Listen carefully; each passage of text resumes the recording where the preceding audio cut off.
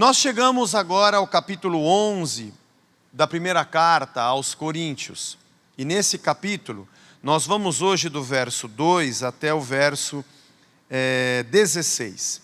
Antes, porém, de nós lermos o texto, como eu tenho feito em alguns domingos, eu quero conversar com você sobre o cenário de Corinto, para quando a gente lê a carta, você falar, agora eu estou entendendo porque Paulo escreveu isso aqui. Lembre-se que houve uma carta de Corinto para Paulo. É bem provável que este assunto próximo foi também uma pergunta que fizeram a Paulo. Nós vamos entrar aqui no tema cabelo comprido, cabelo curto, véu, e superioridade do homem, inferioridade da mulher, quem manda em quem é cabeça. É um tema muito legal para a gente falar. Mas antes de entrarmos nisso, vamos entender o que acontecia lá. Mulher cabelo curto, homem cabelo comprido. Eu vou começar pelo cenário de Corinto. Império Greco-Romano, como era a cidade a gente já conhece, economia, múltiplas culturas, múltiplas religiões, a intenção de se buscar uma melhora econômica, emprego, trabalho, negócios, que era um polo. A cidade de Corinto era muito importante para isso, e ali viviam muitos judeus. É bem provável que a pergunta que fizeram a Paulo foi precedida por um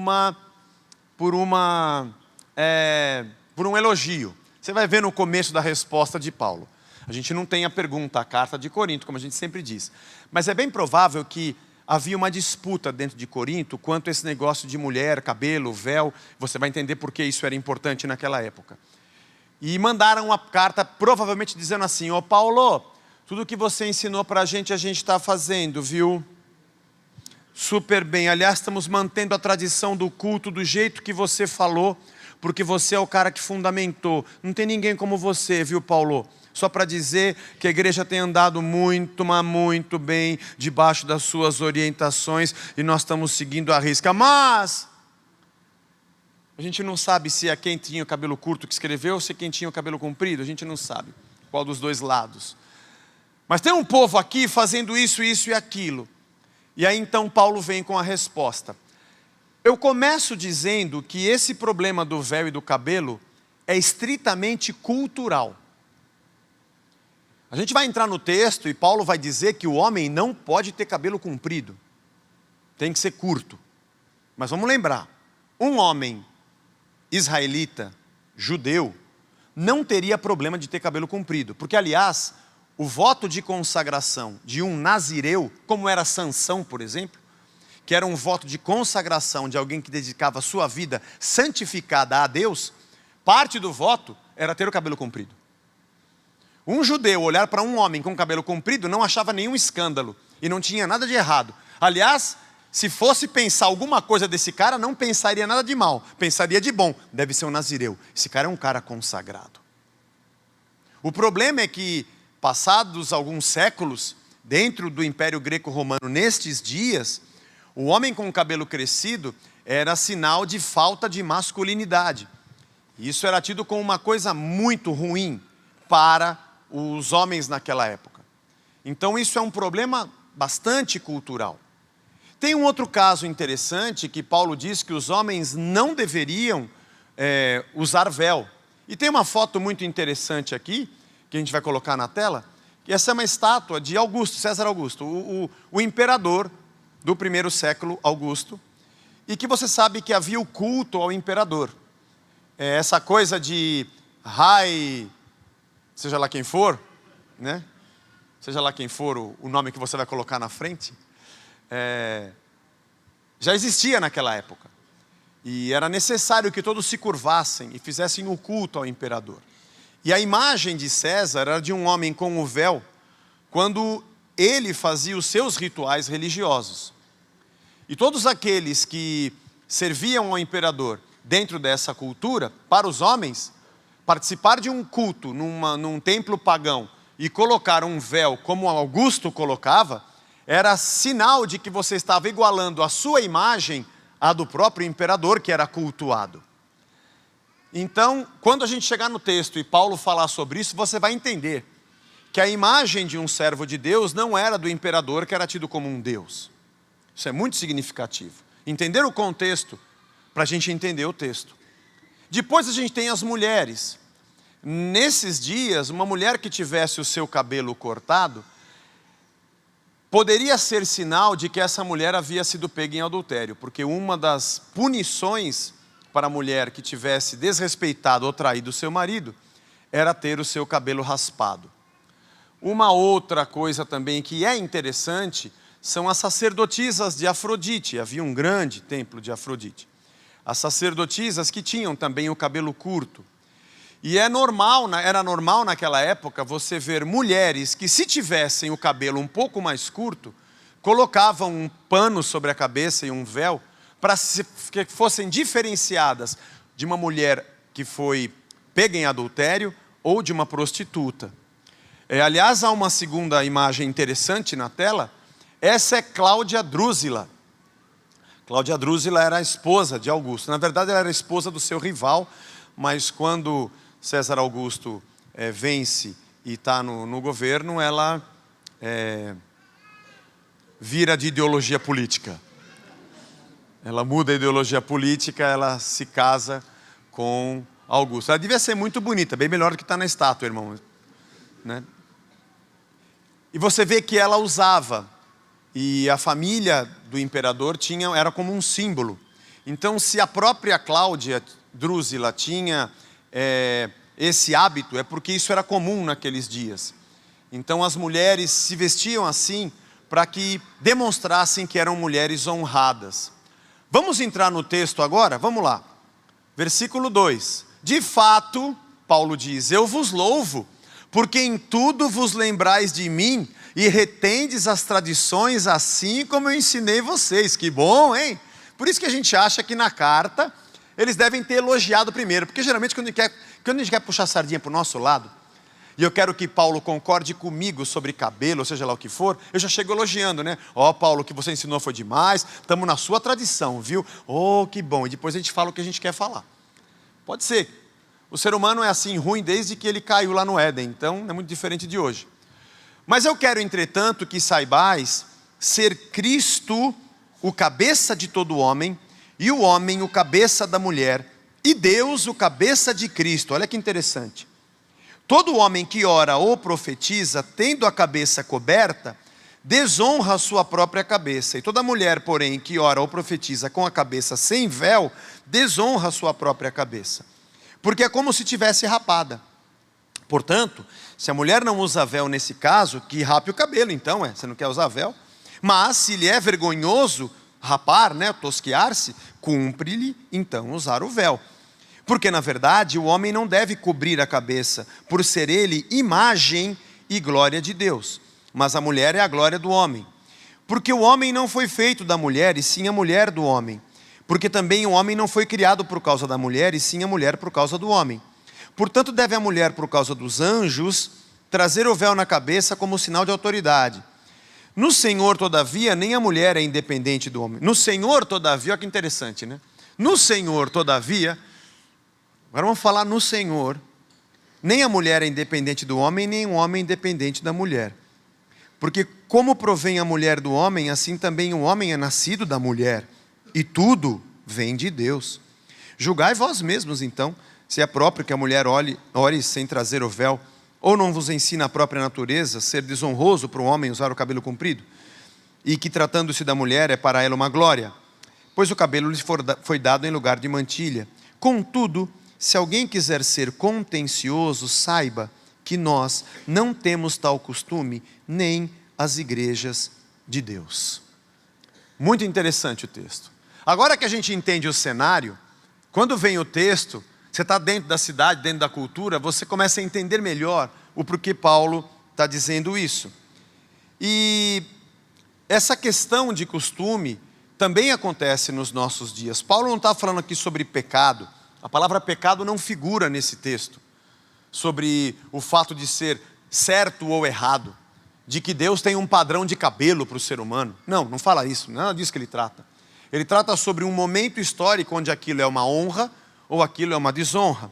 Mas dos versos 2 ao 7, vem algo interessante que acho que é importante para nós sobre a nossa autoridade, a nossa posição. Ele diz que o homem é o cabeça da mulher, e Cristo é o cabeça do homem, e Deus é o cabeça de Cristo. É Deus quem envia Cristo. É muito interessante isso, porque muitos acham que esse texto serve para dizer que o homem é chefe da mulher e ela é capacho do homem. Mas a linha que Paulo utiliza para exemplificar o que significa ser cabeça, está ligada ao fato de que Deus enviou seu Filho. Portanto, Deus não é o cabeça de Cristo, fazendo-se tirano sobre Cristo e fazendo com que Cristo fosse subjugado. É claro que não. Jesus disse: eu e o Pai somos um. E Jesus não é o cabeça do homem para subjugar o homem e ser tirano sobre o homem. Claro que não. Ele diz: eu vos chamo de amigos e não de servos. Ei. Portanto, como eu posso dizer que o homem é cabeça da mulher para que a mulher seja tiranizada, ou melhor, seja subjugada pela tirania do homem? Nós não temos base para dizer que você, marido, pode achatar a sua mulher e fazer o que você quiser com ela. O Brasil tem índices de violência contra a mulher que são absurdos. A mulher sofre muito no Brasil. Violência verbal, violência física, discriminação, ganha menos do que o homem fazendo a mesma função. Tem jornada dupla, porque trabalha fora, trabalha dentro. É reclamação em casa, é reclamação no trabalho. E você quer saber? Quando a coisa aperta, você corre para o colo, é da tua mãe. Mas eu não estou dizendo isso para dizer que a mulher tem que ser feminista ou que nós temos que lutar. Nós não precisamos, nós vivemos no reino de Deus. E aqui nós não temos esse tipo de tirania. Não existe isso para o reino de Deus. O tipo de cabeça que o homem é para a mulher é o mesmo que Cristo é para ele, é o mesmo que Deus é para Cristo.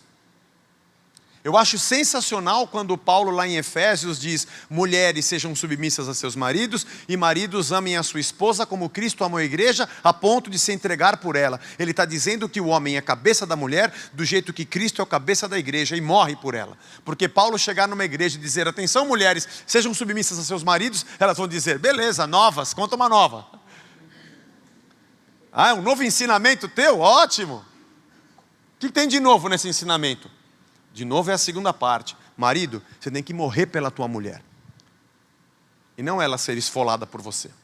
Porque você é para ela como Cristo é para a igreja.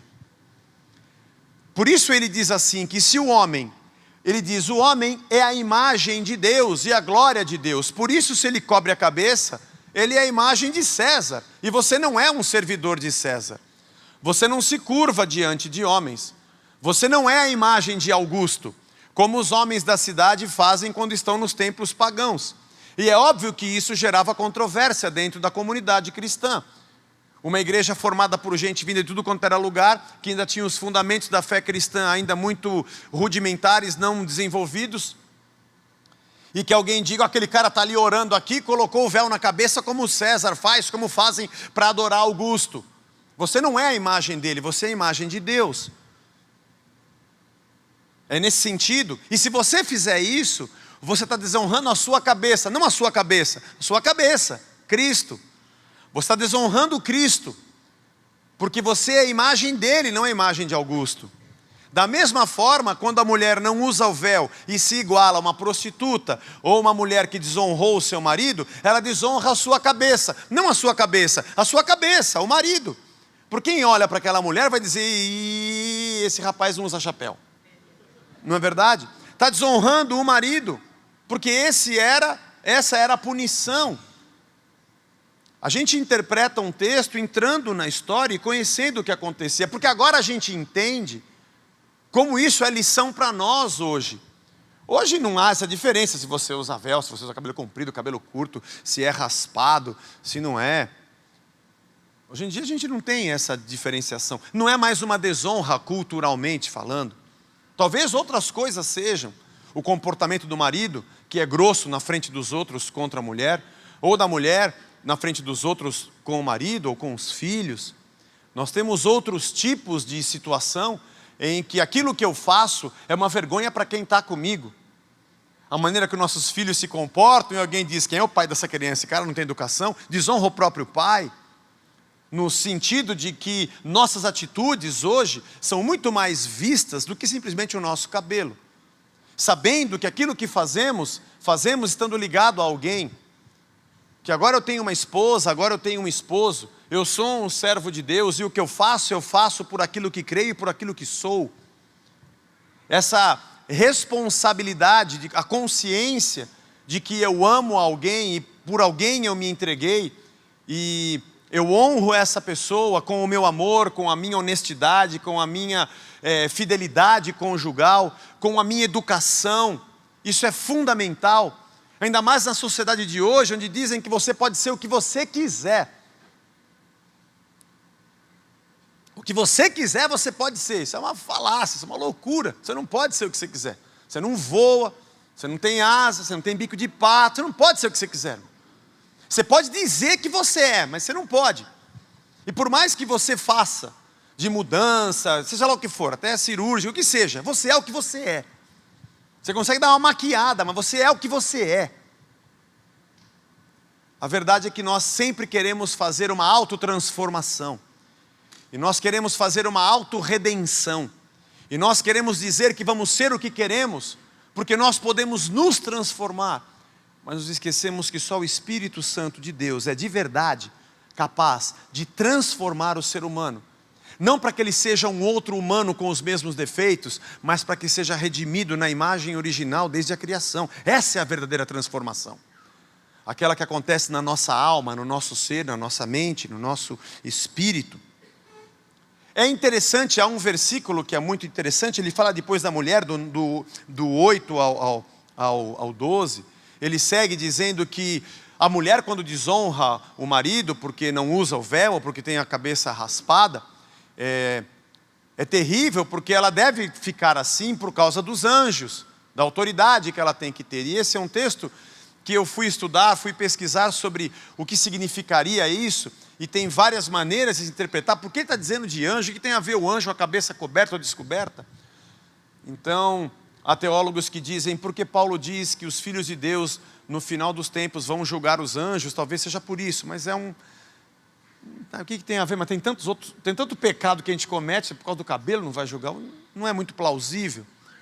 Uma das respostas, acho que mais plausíveis que eu encontrei, é que a palavra anjo, a palavra ângelos, que nós traduzimos como anjo, é a palavra mensageiro. João Batista é chamado de ângelos, o mensageiro, que veio para abrir o caminho. É utilizada no Novo Testamento essa palavra como um mensageiro. Aliás, um anjo é um mensageiro de Deus.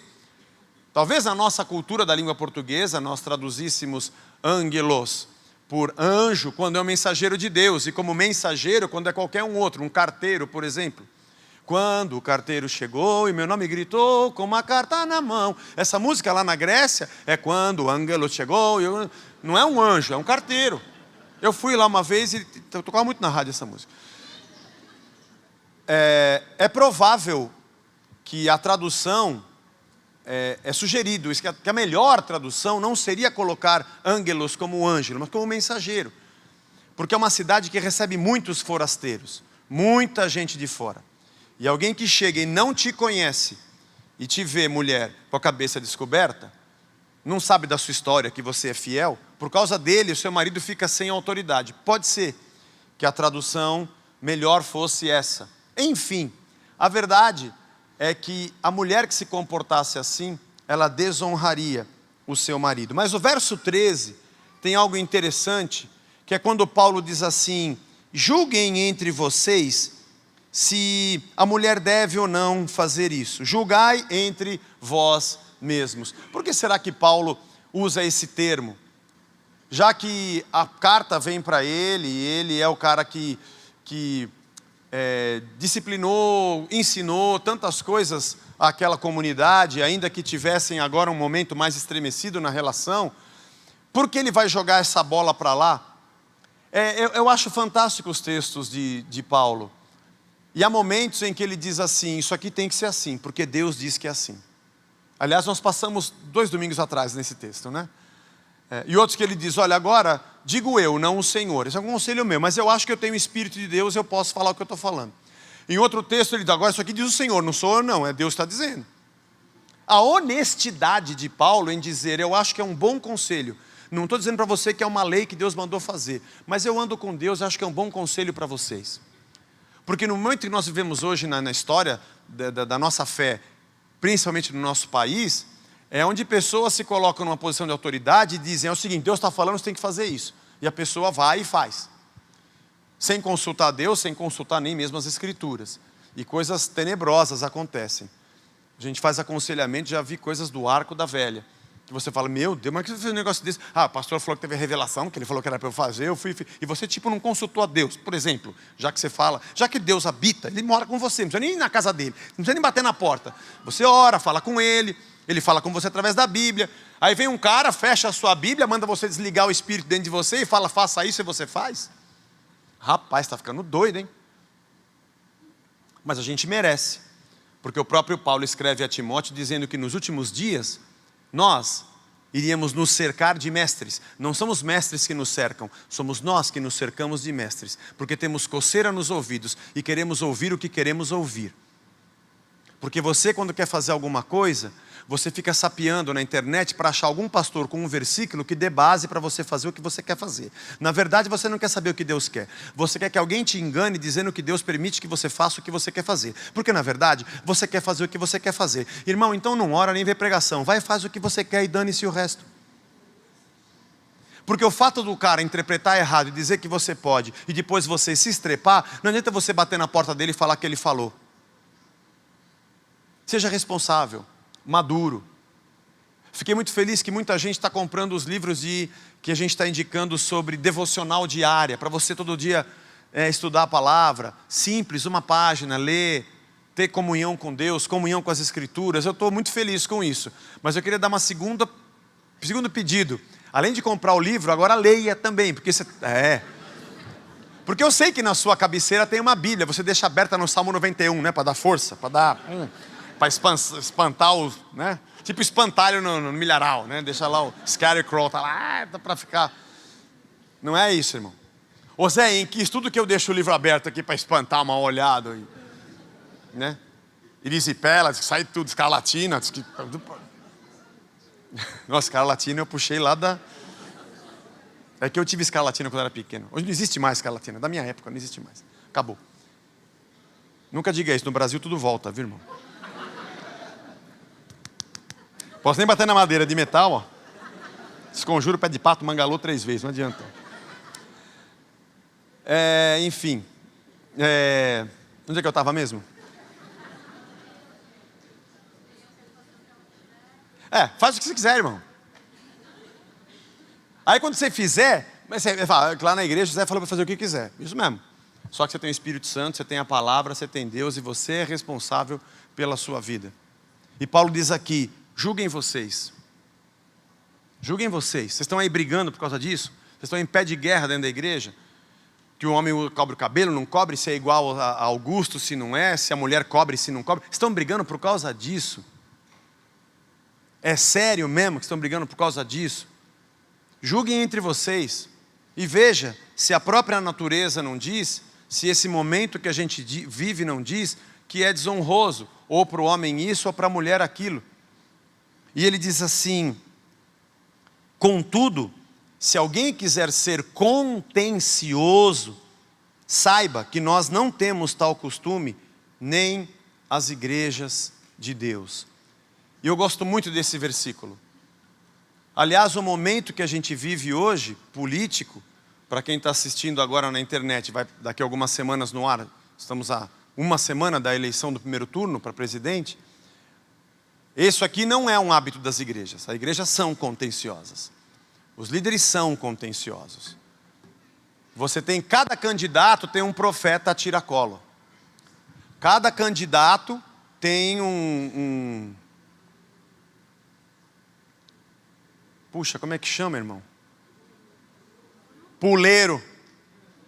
Cada candidato tem um puleiro, com um pastor, com eis que te digo que esse homem é o homem que vai mudar o Brasil. E Paulo fala para a gente, julguem vocês. Dá uma olhada aí, examina bem. Examina tudo e retém o que é bom. Nós adoramos uma contenda. Nós tivemos aqui o nosso congresso sobre suicídio. E a doutora Paula Coatti falou uma coisa muito interessante. O ser humano é altamente competitivo.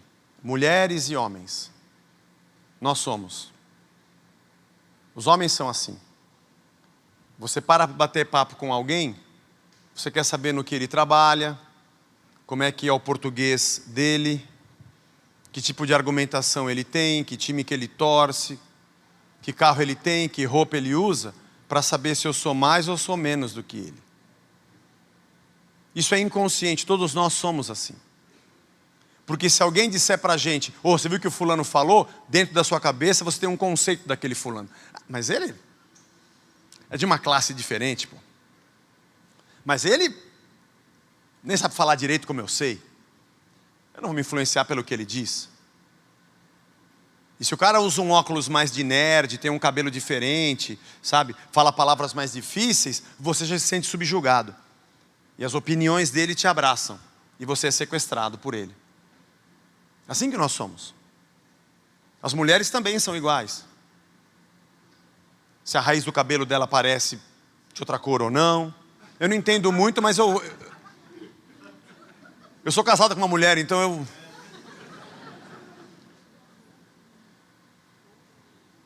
As mulheres também são competitivas. Se fala muito, se fala pouco. A roupa, se combina, se não combina. Para saber se é mais ou se é menos. Mas todo ser humano é assim. Nós queremos saber se nós somos mais ou menos. Mas isso não é o pior. O pior é que isso se transforma numa doença. E quando alguém dá uma opinião diferente da nossa, nós queremos convencê-lo de que a nossa é melhor. Em quem você vai votar? É assim. Como é que começa a discórdia? Em quem você vai votar? Aí, se você perguntou, você está pronto para ouvir. Por que você perguntou? Essa meleca. Fica quieto, meu. Voto é secreto. Aliás, nós vivemos numa democracia, né, irmão? A gente vive numa democracia, não é? Nós somos um país livre, certo ou não? Acabou a ditadura militar, virou um país livre, certo? Mas o horário político não é livre, é obrigatório. E o voto não é livre, é obrigatório. E Hora do Brasil no rádio, bem às 6 horas que você está querendo ouvir um rock and roll, tem que ouvir aquela porcaria, porque é obrigatória também. Porque a concessão é do governo, né? Então você tem que ter, é obrigatório.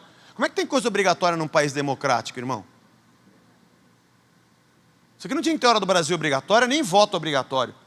Mas nenhum partido, nem de direita nem de esquerda, quer acabar com o voto obrigatório, viu, irmão? Porque é no voto obrigatório que eu consigo cooptar pessoas que são obrigadas e não querem. Já que você não quer, vota em mim. A resposta é que não, mas é obrigatório porque é um direito seu. E nós queremos fazer dele uma obrigação, porque é um direito o voto. Legal. Segurança, saúde, educação também são direito nosso e ninguém torna isso obrigatório. Isso é uma cambada. Vamos voltar à pregação. Nós gostamos de ser contenciosos.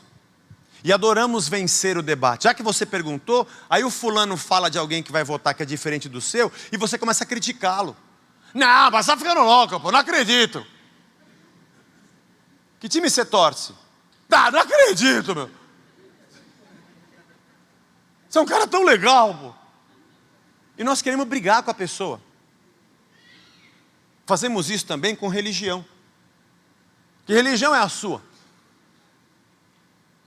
Não, é que eu creio. Você não acredito. Você é demônio. Sai fogo, tem fumaça. É vermelho, tem um chifre. É assim que nós somos. Aí nós argumentamos tanto, enchemos tanto o saco com o nosso time, com o nosso candidato, com a nossa religião, que o cara fala, eu concordo, para você parar de atazanar. E você sai feliz porque você ganhou o debate, acabou de perder um amigo. Porque quem ganha um debate perde um amigo. E nós adoramos tanto isso, que nós queremos que nossos políticos evangélicos façam isso lá. E eles são cheios de bravatas, e acusações, e demonizações, que nós aplaudimos, Porque eles estão falando e querendo colocar goela abaixo de uma nação a nossa religião. A nossa paz brasileira é porque o governo é laico, irmão. E nós podemos ter liberdade de termos a nossa fé. Se nós transformarmos o Brasil num país cristianizado e não evangelizado, é muito diferente. Evangelizar é você levar a fé em Cristo, o Salvador. E a pessoa pode crer ou não. Agora, cristianizar é dizer o governo agora é cristão e vai ter que ser assim a lei. Nós vamos morrer nesse país. Nós vamos voltar para a Idade Média, quando Roma tinha a religião romana. E o cristianismo, não se esqueça, matou gente na fogueira. Mas nós aplaudimos candidatos que quer colocar a goela abaixo a nossa religião. Vai nessa. Porque depois, no próximo, vão colocar a goela abaixo da gente uma outra religião. Liberdade é compreender que ele pode ter a opinião que ele quiser, mesmo que seja controversa a nossa. Liberdade no país é saber que ele pode casar com quem ele quiser, mesmo que seja diferente da nossa. Mas é essa mesma liberdade que me faz, no meu direito de ser o que eu sou e de crer no que eu creio, alguém livre. E até onde eu sei, o nosso país ainda é livre. Nós adoramos uma contenda. Nós adoramos fazer força para que as pessoas se convertam a nós, ao que nós achamos. E quando nós fazemos isso, nos sentimos bem, porque parece que o nosso partido aumentou. Gente que a gente comanda e gente que a gente domina. Na escola, quando a gente começa as aulas, é assim, os meninos são assim. Sempre anda em bando. Anda em bando. E sempre tem um que manda no bando. É o que põe mais medo, é o que parece que é mais inteligente, ou que tem mais dinheiro. Tem algumas. Ou aquele que as meninas ficam mais em cima dele. Porque aí os mais feios falam, vai sobrar alguma coisa para mim, porque ele pode escolher uma só. Se bem que hoje em dia essa regra não funciona mais. Ele pode ter quantas ele quiser. Ao mesmo tempo, inclusive. Mas é interessante isso. Nós queremos ser aquele que domina, que comanda. Na verdade, nós queremos ser Deus. Não queremos dar a Ele o comando e o domínio. Por isso brigamos dentro da nossa casa. Por isso forçamos nossa mulher. Por isso forçamos as pessoas. Por isso forçamos nossos amigos. Porque nós queremos ser Deus, nós queremos ter domínio. Se Deus tivesse comigo e com você a paciência que Ele tem com o nosso pecado, a mesma que nós temos com as diferenças dos outros, nós estávamos perdidos. E lembre-se que Jesus, quando esteve entre nós, Ele não obrigou ninguém a acreditar nele. Muito pelo contrário, Ele curou 10 leprosos, sabendo que só um ia voltar e ia crer. Ainda bem que Ele não forçou todo mundo a ser evangélico. O jovem rico virou as costas e disse, eu não vou vender o que eu tenho e dar para os pobres. Eu vou continuar com a minha riqueza. Bom, é a sua opção. Jesus nos ensinou a entender como conviver com os que são diferentes de nós. Sem ter nenhum problema de alguém querer me acusar de que eu concordo com alguém, eu concordo com a posição de qualquer pessoa. Eu sou um cristão. E eu sou um protestante. Nós protestamos contra a igreja romana. Nós protestamos contra a ligação do Estado e a igreja. Nós dissemos não para o Papa. E agora vem um líder religioso querer cooptar todo mundo e dizer que manda em todo mundo e que aquele aqui é o candidato, ou aquilo que é certo e aquilo que é errado. Eu sou protestante, amigão. E agora eu protesto contra você. Vai pentear macaco, vai chupar meia, vai fazer alguma coisa. Meu. E Paulo diz, decidam entre vocês. Vocês têm o Espírito Santo de Deus. Será que vocês não conseguem bater papo, sentar, orar juntos e dizer, é assim que tem que ser? Será que aquele que está fazendo de uma maneira desonrosa, está fazendo de propósito, só para criar uma picuinha, mas tem coragem de fazer isso, pelo amor de Deus, só para agredir o seu irmão? E você quer obrigá-lo a ser assim, está fazendo isso só porque você quer ter controle sobre ele? Será que a gente não consegue descer do nosso pedestal de domínio e de comando? Será que a gente não consegue viver em amor? Irmãos, esse mundo jaz no maligno. E segundo o que diz as Escrituras, a maioria das pessoas não vão crer em Cristo. A gente vai continuar fazendo a nossa missão, vamos dar a nossa vida por isso, porque Cristo nos amou e nós amamos. Não amamos porque alguém vai nos amar de volta, amamos porque Ele nos amou, Ele já nos amou. O que nós fazemos pelos outros não é para receber algo em troca, é porque Cristo já nos deu amor. O amor que nós repartimos é porque nós damos sem querer nada em troca. Aliás, é assim que a Bíblia nos ensina, nós retribuímos o mal com o bem. E se alguém vier dizer para você, quer dizer então que você concorda? O que eu creio faz parte da minha vida pessoal, da minha vida particular. Agora eu não vou ser um contencioso e querer colocar a goela abaixo o que eu creio. Porque essa mesma liberdade que eu tenho, para ninguém colocar a goela abaixo de mim o que eu não quero crer. Não seja contencioso.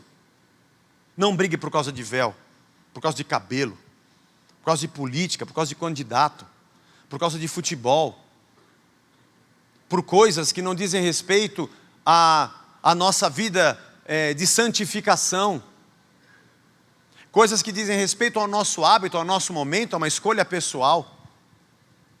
E talvez esse debate que você tem tão acalorado para convencer a pessoa que você é certo e ela é errada, vai fazer de você o certo e dela alguém que nunca vai querer conhecer Cristo. Porque se Cristo está em você e você é um cara assim, esse Jesus é o que eu não quero. E quando Paulo diz no capítulo 8, capítulo 9, que ele diz, eu fiz-me judeu para com os judeus e fiz-me grego com os gregos, para por todos os meios chegar a alcançar alguns, é porque ele sabia muito bem conviver com os diferentes, crendo em Cristo, sendo um homem cheio do Espírito Santo de Deus, e que tinha o seu temor, e abnegou-se de tudo pela missão, mas ao mesmo tempo, era alguém que sabia que ele não podia transformar o mundo inteiro. Eu só planto e rego, é Deus que dá o crescimento. Ele quem transforma corações.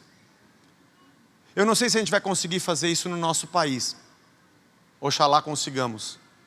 Mas pelo menos dentro da nossa casa a gente podia conseguir. A gente podia dentro do nosso casamento, da relação com os nossos filhos, conseguirmos mais paz. Conseguirmos caminhar com as pessoas que ainda estão crescendo. Já que eu me julgo mais entendido, se eu sou melhor e mais forte, como mesmo Paulo diz no capítulo anterior, eu devo demonstrar mais amor e não mais inteligência para subjugar alguém. Coloca uma pitada de amor um pouco mais dentro da tua casa, com a tua esposa e com o teu filho. Coloque um pouco mais com o teu esposo, coloque um pouco mais com o teu pai. Seja um pouco mais compreensivo. Eu sei que o seu filho sai correndo que nem doido na frente, mas é o mundo de hoje. E você não vai dobrá-lo em 1 segundo ou em 2 e 3 dias. Você também já foi adolescente. Você também já foi impulsivo. Ou você se esqueceu de quem você foi. Mas na minha época não era assim. Porque na sua época rolava uma cinta danada. E ficava um vergão na bunda porque você tomou uma chinelada. E hoje você não quer fazer isso com ele. E não deve. Há momentos que a gente tem que dar um tapa, tudo bem. Mas a gente tem uma outra maneira de ser. É interessante isso. O teu pai talvez seja um pouco mais turrão, mas espera um pouco mais. Talvez ele tenha sofrido coisas que você nem conhece ainda e que levaram ele a tomar atitudes assim. E talvez ele queira te preservar tanto que parece que ele está tolhindo a sua liberdade. Vá compreendendo, dialoga, ora, entenda, observa o contexto antes de olhar para o texto. E que a nossa teologia tenha os pés no chão. Ao invés dela ser excludente, para que nós sejamos pessoas elitizadas e só nós somos perfeitos, porque ninguém que é imperfeito pode entrar aqui dentro, é uma grande mentira, uma hipocrisia danada, porque a gente aqui está cheio de defeito, e erramos com os outros, e deve ter um monte de gente nessa cidade, nas nossas famílias, que tem raiva da gente, por coisas que fizemos, por erros que cometemos, por palavras que dissemos e não deveríamos ter dito, por atitudes que tomamos, às vezes de propósito, porque a gente queria ferir, e coisas que falamos e falamos de propósito, no meio de uma discussão você fala só para ferir a pessoa. E depois queremos convencer que nós somos gente de Deus e que somos perfeitos. Olha o contexto. Analise a sua própria vida. Peça perdão a Deus. Curve-se ao Espírito Santo e à palavra de Cristo, para termos transformação do nosso caráter, da nossa vida, do nosso jeito de agir com o mundo que nos cerca. Diminuamos nessa nossa tendência de sermos Deus e matemos o nosso eu. Sacrifiquemos de verdade para que Cristo reine dentro de nós. E não sejamos a imagem de um imperador ou de qualquer que seja, mas a imagem de Cristo. Para que alguém, quando converse com a gente, fale sobre isso. Eu não sei nem direito a religião que aquela pessoa é, mas deve ser alguma coisa de Deus. Porque o que a pessoa transmite é alguma coisa de Deus. E lembre-se que Deus não te obrigou a se converter, nem brigou com você. E você não veio a Cristo porque alguém te convenceu que você estava errado e ele certo. Mas foi porque você quebrantou o teu coração diante do amor e da graça. Apesar de sermos pecadores, Ele provou o seu amor para conosco, morrendo Cristo por nós, sendo nós ainda pecadores, não porque éramos perfeitos. Talvez seja no momento em que nós demonstramos amor por aquele que está errado, que ele mais enxergue Cristo, do que quando tentamos convencê-lo de que nós estamos certos. Por isso Paulo diz, examinem, observem, mas saibam que esse não é o hábito nas nossas igrejas, e esse não é o cristão. Bem-aventurados os pacificadores. Os dias que vivemos são dias em que nós precisamos viver Cristo diante das pessoas. Se elas vão crer de verdade em Cristo, não temos garantia. Se alguém vai se arrepender do seu pecado, nós também demoramos para nos arrepender dos nossos, mas a gente não sabe se vão fazer isso. Se vamos ter milhões de conversões, não sabemos. Isso não depende de nós, depende do Espírito Santo. O que depende de nós é vivermos a nossa vida em santidade com Deus e vivermos uma vida missionária diante daqueles que nos cercam. Começando da nossa própria casa. E que Deus nos abençoe. Amém, irmãos? Vamos ficar de pé. Se por acaso você tem cometido esses erros, peça perdão a Deus, feche os teus olhos e ore. E fala, Senhor, me perdoa porque eu tenho feito essas besteiras. Talvez você esteja no meio de uma contenda. Você está quebrando o pau com alguém para conversar. Senhor, me perdoa. Se eu estiver errado, teu Espírito me convença. Se aquela pessoa tiver, faz a tua obra, não sou eu. É o teu Espírito. Mas acima de tudo, nos una. Senhor, nós estamos aqui para te agradecer pela tua palavra. Por essa carta aos Coríntios que tem sido tão preciosa e tem ensinado para a gente coisas tão especiais, Senhor, obrigado. Coisas tão cotidianas da nossa humanidade que nos encontram aqui nessa cidade, nesse ano, nas nossas contendas, nas nossas batalhas.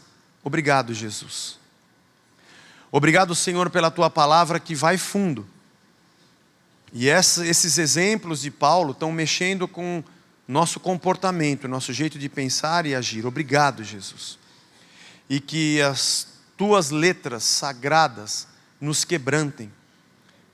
Que nosso lar seja diferente, nossos casamentos sejam diferentes, Senhor. A relação com nossos amigos seja diferente, Senhor. É difícil porque a gente tropeça todo dia. Se não é o hábito das tuas igrejas, as igrejas de Cristo, de serem contenciosas, então eu não serei. Independente de eu concordar com cabelo, com véu, ou seja lá o que for, eu não convenço alguém com a minha guerra. Por isso, Senhor, nos ajuda a sermos filhos teus nessa geração que nós vivemos. Amanhã, no nosso dia a dia de trabalho, nessa última semana antes das eleições. Que nós tenhamos, Senhor, uma direção do Teu Espírito em tudo que a gente faça, porque nós nos curvamos a Ele. E decidimos viver na Tua vontade. Molda-nos pelo Teu querer. E não sejamos a imagem dos Césares que vivem nesse mundo de hoje, mas a imagem de Cristo. E o Teu Espírito que habita em nós, e a Tua palavra que está na nossa casa, na nossa mesa, sejam fundamentais e nós moldemos nossa vida a partir de Ti, Senhor, e da Tua comunhão. Abençoa o nosso casamento, nossa relação de pais e filhos, marido e mulher, como amigos, como irmãos, como profissionais nessa cidade, para a glória do Teu santo nome. Obrigado por esse domingo, Senhor. Nos despede debaixo da Tua paz, nos conduz pelo Teu Espírito. Obrigado por esse dia de descanso. Abençoa a nossa família e nossa comunhão. Guarda-nos de todo o mal. Abençoa o nosso país, a nossa nação. Nessa última semana antes das eleições, nós teremos segundo turno. Tem misericórdia, nós nos consagramos e nos rendemos a Ti, Senhor. Independente de quem quer que seja, tem misericórdia dessa nação. Tem misericórdia de 13 milhões de desempregados, de gente que vive abaixo da linha da pobreza, de gente que vive, Senhor, em comunidades carentes que não tem água, que não tem saneamento básico, Senhor. jovens que não têm escola, que não têm perspectiva. Tem misericórdia dessa terra, Senhor. Tem misericórdia, Senhor, do povo que não te conhece, Senhor. Que a referência que eles tenham de ti não seja de um Deus déspota, pregado pela boca de gente que não tem critério, que não te ama e não conhece a graça. E nos ajuda, Senhor, a sermos missionários onde a gente estiver. E possamos viver com gregos, romanos, judeus, bárbaros. E possamos de todas as formas chegar a ganhar alguns, demonstrando o teu amor. E sejamos pacificadores onde estivermos, para a tua glória, para o teu louvor, em nome de Jesus. Amém. Amém. Deus nos abençoe, irmãos. Dê um abraço no teu irmão. Diga para ele boa semana. A gente se vê domingo.